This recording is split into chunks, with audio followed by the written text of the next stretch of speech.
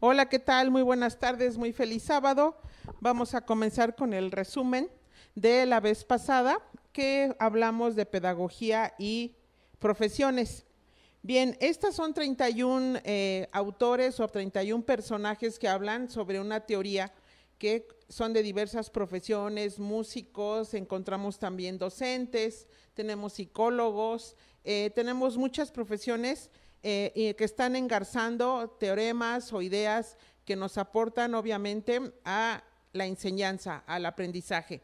Bueno, ellos generalmente son de Estados Unidos y algunos vienen de Suecia, otros de Suiza, otros son de Colombia. Tenemos también de Francia, de Italia. Y bueno, vamos a hacer rápidamente un resumen. Aquí ya tenemos en pantalla los 31, empezamos, los acomodé ahora en orden, digamos, cronológica. Y primero tenemos a Rousseau, que habla de una libertad, que el alumno sea más libre. Esto es muy importante porque el ser humano es importante que sea libre, es realmente un deseo universal y esto es muy positivo. Es también la ilustración. Viene Pestalozzi, que es que uno haga su propio aprendizaje. Pavlov, que habla de, el ensayo y error, y esto nos ayuda, estímulo-respuesta, nos ayuda mucho, es sobre el conductismo. Después tenemos a Dewey, que habla sobre, debe ser una educación activa, es decir, que hablábamos de que el alumno no sea tan pasivo, entonces ya hablan de una educación más activa. Viene Binet, que habla del coeficiente intelectual, él es el que hace el test para encontrar lo que es el QI o nosotros lo encontramos con CI, que es el coeficiente intelectual. Y te dimos por ahí una página y bueno, hay un examen, hay 3, hay 4, hay varios tests en los que tú puedes entrar a internet y puedes hacerte un examen para ver más o menos cómo está tu coeficiente intelectual. Montessori, que es una italiana, habla de que se haga más se humanice más a los alumnos en términos generales. De Cloy habla sobre la globalización y la democratización. Klepperey habla sobre las necesidades, que los alumnos estén más relacionados con las necesidades del alumno. Watson habla de la observación, que es importante que observemos, que los alumnos también sean observadores, que no nada más estén escuchando y escuchando, sino que sean más observadores, y él es el que habla sobre ello. Vygotsky, que es el constructivismo, que es más o menos en lo que estamos ahorita en boga, aparte pues lo de competencias y las nuevas versiones que vienen hoy. De Freinet habla sobre el método natural, que bueno, es como el ser humano es curioso, el ser humano tiene ya unas características y por eso él dice que las aprovechemos. Piaget, que habla de la psicología genética, por poner unas frases que lo ilustren. A Rogers, que es la formación integral, a Skinner, el reforzar y el conductismo. Bloom, que hablamos que era la taxonomía de los objetivos y que se usaban verbos o se usan verbos en infinito. Brunner, que habla de la invención, de la construcción, es decir, que el alumno, él haga su propia invención de este aprendizaje y lo construya. Gagné habla de unas condiciones que sean del aprendizaje, es decir, que con ciertos acercamientos o que lo condicionemos, él va a tener un aprendizaje. Ausubel habla de un aprendizaje de psíquico, es que físico, aquí lo significativo, perdón, Ausubel es aprendizaje significativo. Es muy común que encuentres la palabra aprendizaje y significativo. Estos dos sinónimos el adjetivo nos habla que estamos hablando de una actualidad. Entonces, el que menciona el aprendizaje significativo es Ausubel. Pestinger habla de él es psicólogo y habla de que a veces hay una disociación cognitiva, es decir, como que la gente vive en su mundo y él habla precisamente de esto que es la disociación, que a veces habla de una cosa y no es congruente con lo que está actuando y por eso es interesante e importante que entren los psicólogos. Freire habla de la pedagogía y de libertad, Jung habla del paradigma, Titone, que es italiano, Titone, habla de una interacción que se dé entre los alumnos, que se dé un aprendizaje va a ser también entre los alumnos. Bandura, que habla del control del ambiente, es decir, que el ambiente lo controlemos para que haya una mejor enseñanza. Toffler habla del holismo y es el que habla de las olas, él es un futurista, perdón, y habla sobre todo de que el ser humano se haga más humano, que si ya está una gente mayor, pues tengan una comprensión hacia ellos, que nos humanicemos. Habla Gardner de la inteligencia múltiple, que ya habíamos dicho que eran 10, y metimos aquí un test de 35 preguntas y presentamos su libro. También tenemos a Novak, que habla de los mapas conceptuales. Es muy normal que se pidan mapas conceptuales, bueno, pues él lo inventó, Novak. Entramos a Sharon y también tenía las teorías que hablan de, ¿cómo te diré? De una teoría que entre todos nos estemos hablando, que haya más interacción individualizada. Goleman habla de la inteligencia emocional, también presentamos el libro de cómo controlar las emociones y que eran 5 puntos básicos, como era precisamente que seamos empáticos y que bueno, utilicemos nuestro interior para poder controlar nuestras emociones y a la gente pues siempre estemos sonriendo o podamos captar su atención. Entonces, muy interesante. Anderson habla de la adaptativo, que nos adaptemos a las diversas circunstancias. De Subiria, que es un colombiano, él habla de las competencias y de los talentos. Y por último tenemos a Keller, que habla de la individualización o que hicieron escuelas en donde es como educación a distancia, donde el alumno puede aprender con cassettes o con videos o como ahorita de forma individualizada. Eso es lo que hablan estos autores. Por último, hablamos de igualdad, que es, por ejemplo, de género. Hablamos también de equidad, a diferencia que, bueno, que tengamos una equidad para todos los vertientes, lo que es la cultura, económicamente, socialmente. Eso es una equidad, que la mayoría estemos bien, no solamente nada más digamos, en un nivel cultural, sino que todas las aristas que pueda tener el ser humano tengamos esa equidad. Bien, ahora sí vamos a entrar con el tema de hoy, que es el trivium y el quadrivium. Entro con estas, digamos, teorías o formas de las escuelas que se comenzaron a dar. Bueno, primeramente tenemos la Edad Media, y aquí en la Edad Media tenemos una diapositiva que habla de una pirámide, es la primera, esta mera. Tenemos aquí las clases sociales, fueron muy marcadas en la Edad Media.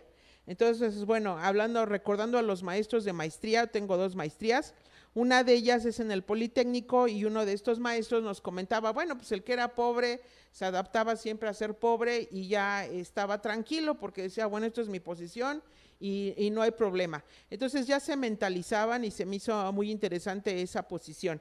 Entonces, bueno, eso es lo que ocurrió en la Edad Media.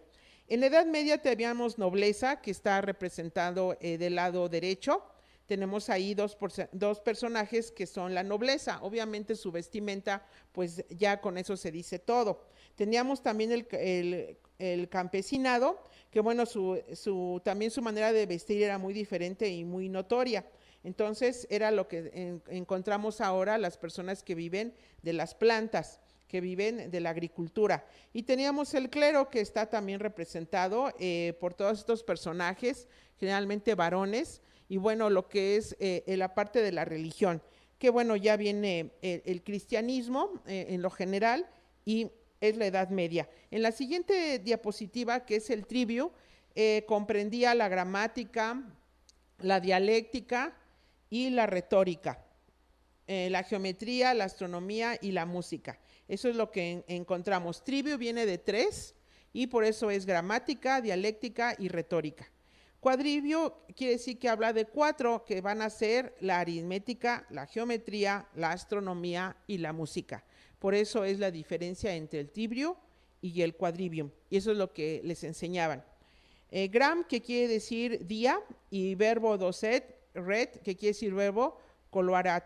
Y mus, que era de canit, era como música. Ar, que era aritmética, viene de numerat. Y geo, que es ponderat. as decolit astra. Estas son palabras, pues pueden ser latinas.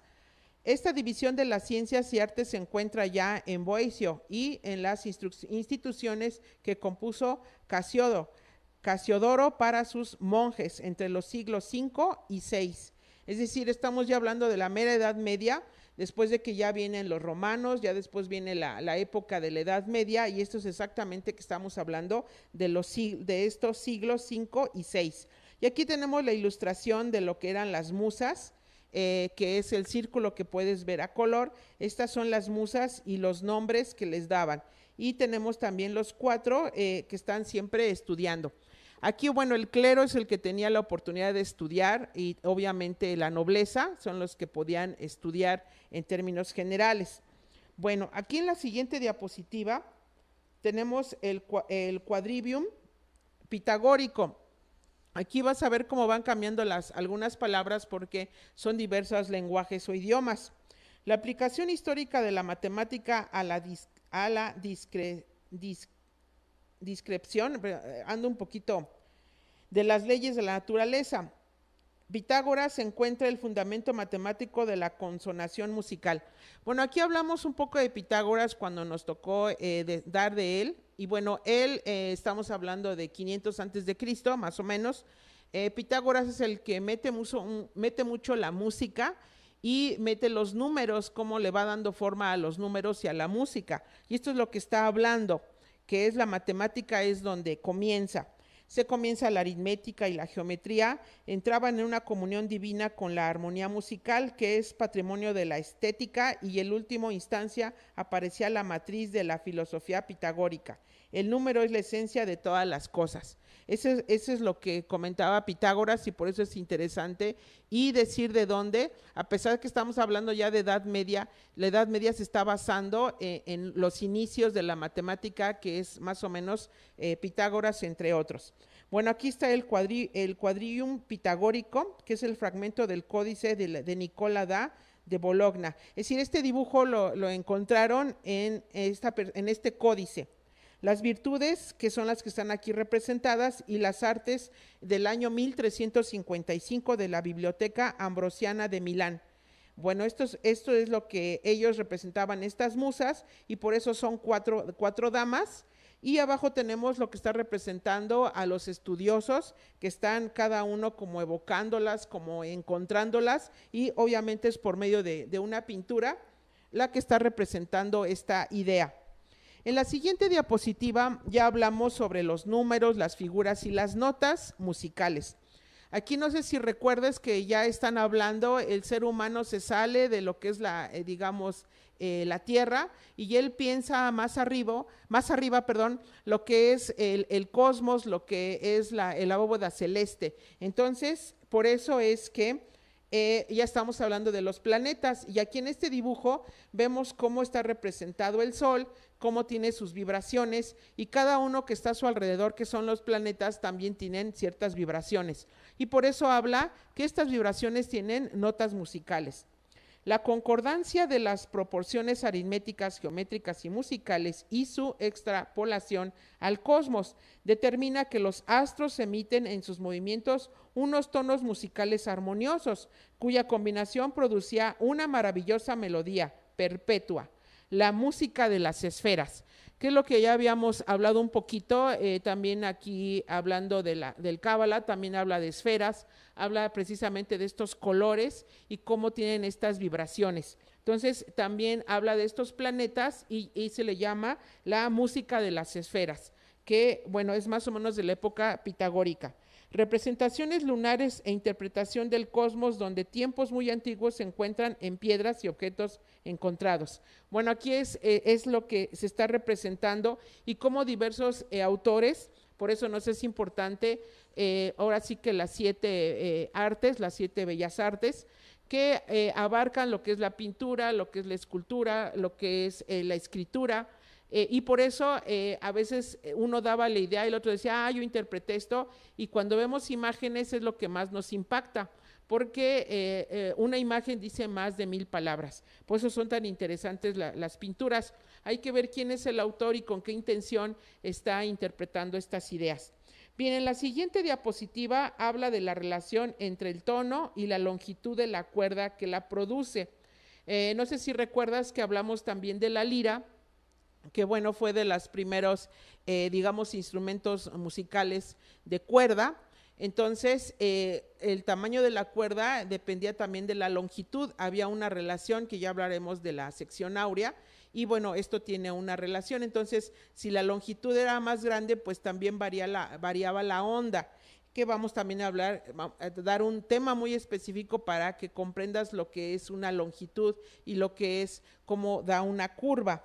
Bueno, pues aquí tenemos un dibujo, vuelvo a repetirte, depende de cada autor. Aquí tenemos que está hablando como si fuera un dios, y tenemos ahí precisamente la lira que está tocando. Si puedes observar el dibujo, bueno, pues ahí está la lira y están hablando, están viendo hacia el cielo, porque es como hacían este tipo de vibraciones. Por eso la música, que también es un arte, bueno, pues también está relacionado siempre una cosa con la otra. Bueno, las mismas distancias que había entre los planetas y la distancia entre los sonidos de las escalas musicales. Relaciona la música y el cosmos desde el antiguo Egipto. Entonces, bueno, este dibujo es también ya de los egipcios, y cómo ellos interpretan aquí en círculos. Acuérdate que los signos zodiacales también vienen desde allá, que los usamos mucho. Bueno, pues vienen también desde los egipcios, y después viene, ahora sí que los griegos, y luego vienen los romanos, luego ya se viene pues un poquito ya el cristianismo, y luego ya viene la Edad Media.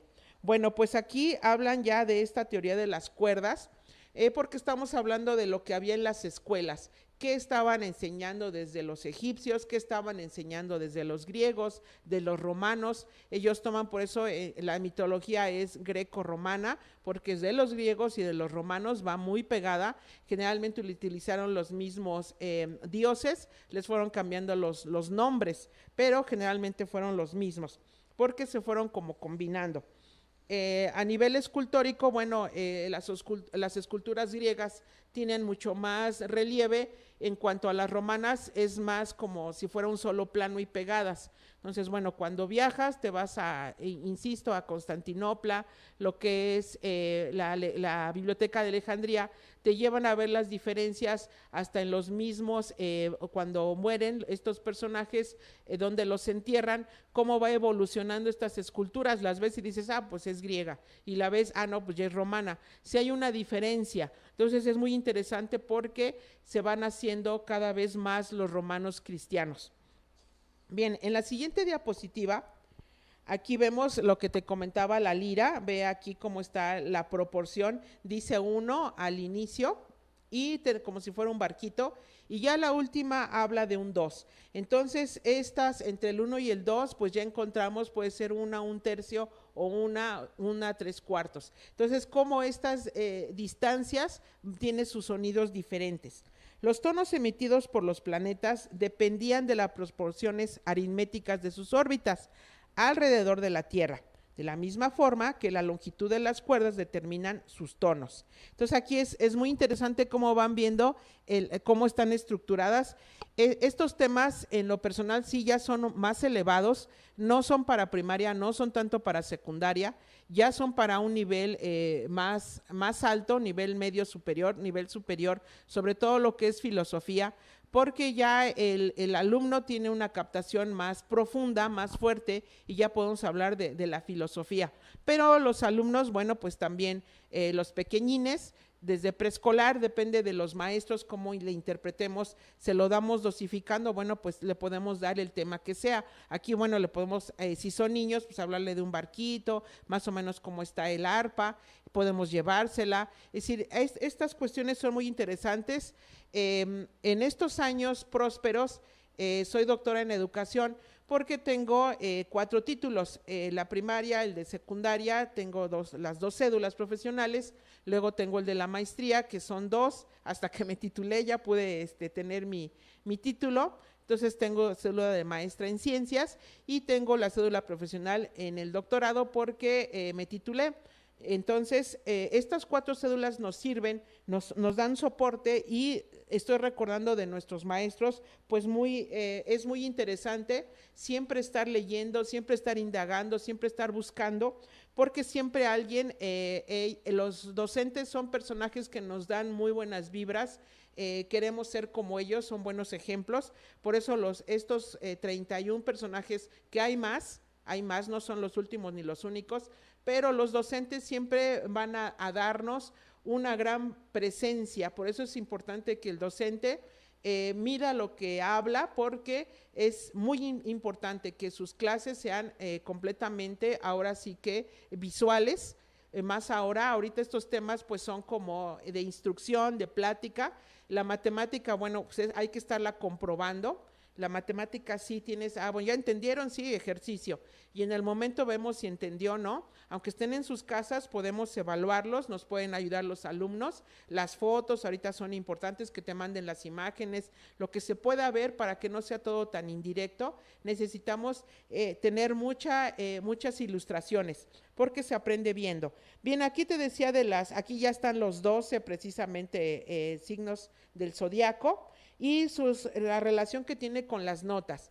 Por eso, bueno, estos ambientes como Orbe Network, que es tu casa, nuestra casa, que es un lugar de entretenimiento que ve hacia varias aristas, obviamente pues hay mucho ritmo, hay muchas personas relacionadas con la música, con ese tono de voz, porque podemos vivir de nuestra voz, lo que son los locutores, lo que son los docentes, ya sabemos medir muy bien nuestra voz, es nuestra gran fuerza, porque dominamos a los alumnos y 10, 15 minutos de clase y evaluar.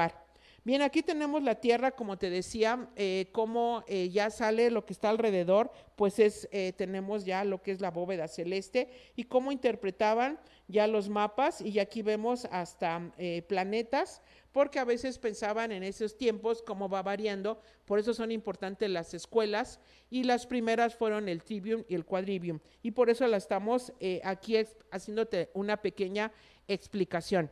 Bien, en el siguiente diapositiva, aquí en los astros, los movimientos tan grandes como los planetas. Entonces, a mayor planeta, bueno, pues la nota iba a ser más grande. Tienen la traslación. Hacer una dimensión tan desmesurada produce proporciones armoniosas. Contraste del silencio, su contrario, la voz y ruido se hacen dependientes. Efectivamente, aquí hay una teoría que es la teoría hablando ya matemáticamente, de conjuntos, y habla precisamente de los opuestos. El universo es el todo y tenemos el conjunto A, y el conjunto B va a ser su complemento. Y aquí es lo que te dice, a veces es muy bueno hablar, pero a veces el silencio dice más que muchas cosas. Entonces, a los alumnos los enseñas también a tener un ruido moderado, porque es muy importante que estén concentrados. Los docentes y sobre todo los matemáticos tenemos un gran poder de concentración, y porque tenemos que hacer estos 50 o ahorita a lo mejor menos alumnos para que puedas jalar su atención y puedas brotar el conocimiento.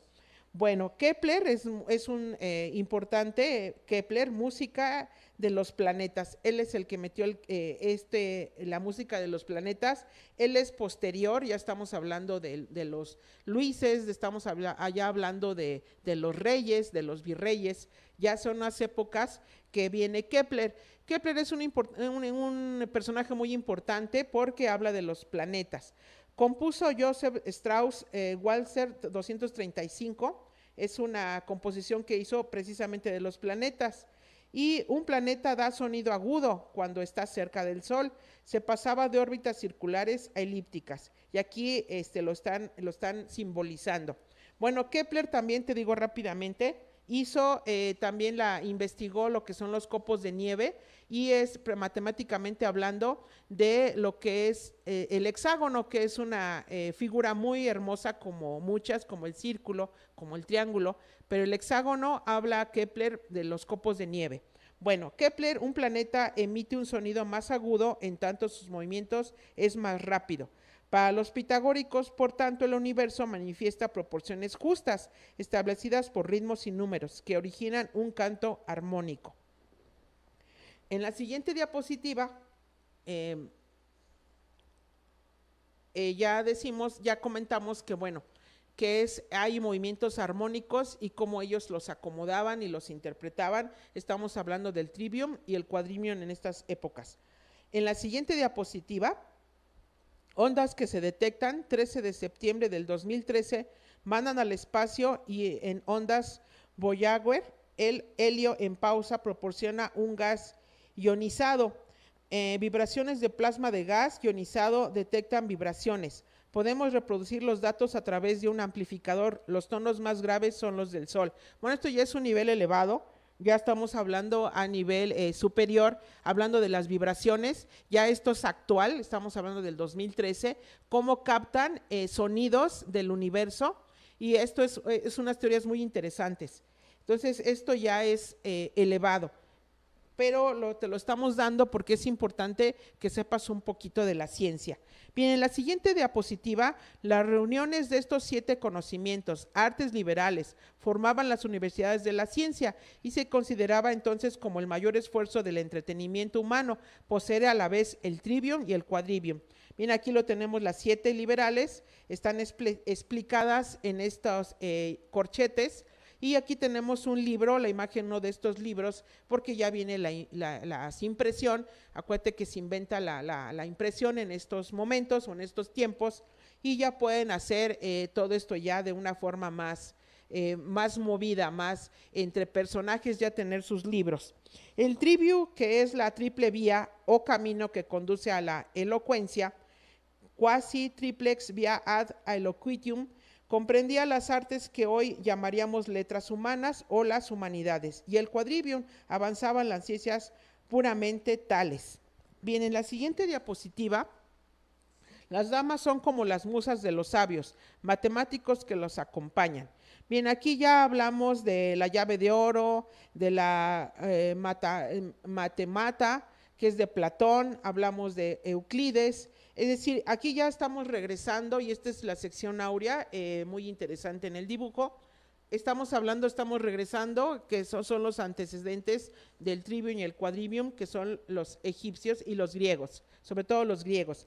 En la siguiente diapositiva ya había un sabio religioso inglés, Salisbury, habla de las artes liberales, que te decíamos que es el quadrivium y el trivium, del griego arete, virtud, fundado en ella la virtud, hace a los hombres más capaces de conocer los caminos y las senderas que conducen a la sabiduría. Y tenemos el pensamiento medieval, el pensamiento ilustrado en dibujos. Y ya tenemos al último otras 2 diapositivas que te las vamos a explicar con más detenimiento para la próxima en el resumen. Bueno, pues pásala bien, ya tienes mis redes sociales y ahora sí que tenemos nuestra frase, ahora sí que vive la magia a tu propio ritmo feliz. Nos vemos pronto, bye.